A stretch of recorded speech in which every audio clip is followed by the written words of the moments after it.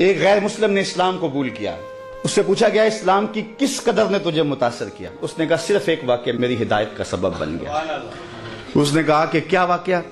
کہا ایک دن مجلس حضور کی لگی تھی، لوگوں کا ہجوم تھا. ایک شخص اٹھ کے کھڑا ہوا، حضور میرا بیٹا کئی دنوں سے گم ہے، مل نہیں رہا، آپ دعا کر دیں مل جائے.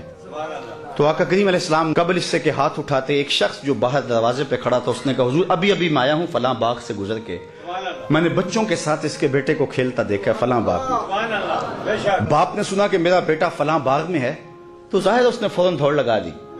تو آقا کریم علیہ السلام نے فرمایا اسے بلایا گیا. کہا بہت جلدی ہے؟ جی حضور آپ جانتے ہیں کئی دنوں سے بچھڑا ہوں، اس کی ماں الگ تڑپ رہی ہے، میں الگ بے چین ہوں، کئی دن سے کھایا کچھ نہیں، جب خبر ملی ہے تو بہت جلد بچے سے ملنا چاہتا ہوں. فرمایا ضرور جاؤ، میں روکتا نہیں، روکنے کے لیے بلایا بھی نہیں، لیکن تمہیں بلانے کا بھی ایک مقصد تھا. جی حضور ارشاد فرمائیے. فرمایا جب باغ کنارے جاؤ بچوں کے ساتھ اس بچے کو کھیلتا دیکھو، تمہارے بیٹے کو جب تم کھیلتا پالو تو اسے بیٹا بیٹا کہہ کے آوازیں نہ دینے لگ جانا، جو نام رکھا ہے اس نام سے پکارنا.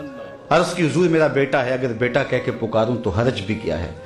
فرمایا تم کئی دنوں سے بچھڑے ہو، تمہارے لہجے میں بلا کا رس ہوگا اور تم نہیں جانتے، ہو سکتا ہے کھیلنے والوں میں کوئی یتیم بھی کھیل رہا ہو، اور جب تم اپنے بیٹے کو بیٹا کہہ کے پکارو گے اس کا کلیجہ تڑپ جائے گا، کاش آج میرا باپ ہوتا تو مجھے بھی بیٹا کہہ کے پکارا. تو کہا یہ شوق گھر جا کے پورا کر لینا، یہ شوق گھر جا کے پورا کر لینا، اس کے سامنے اپنے بیٹے کو بھی بیٹا کہہ کے نہیں پکارنا. یہ اسلام کا دیا ہوا دین ہے. غریب کے سامنے اپنی دولت کی نمائش نہیں کرنی، بیوہ کے سامنے اپنی بیوی سے پیار نہیں کرنا، بلکہ میرے حضور نے یہاں تک ارشاد فرمایا اپنے گوشت کی خوشبو سے غریب ہمسائے کو تکلیف نہیں دینی. یا تو تھوڑا سا پانی زیادہ ڈال لو اور شوربے کی ایک پیالی ہمسایوں کے گھر بھی بھیج دو.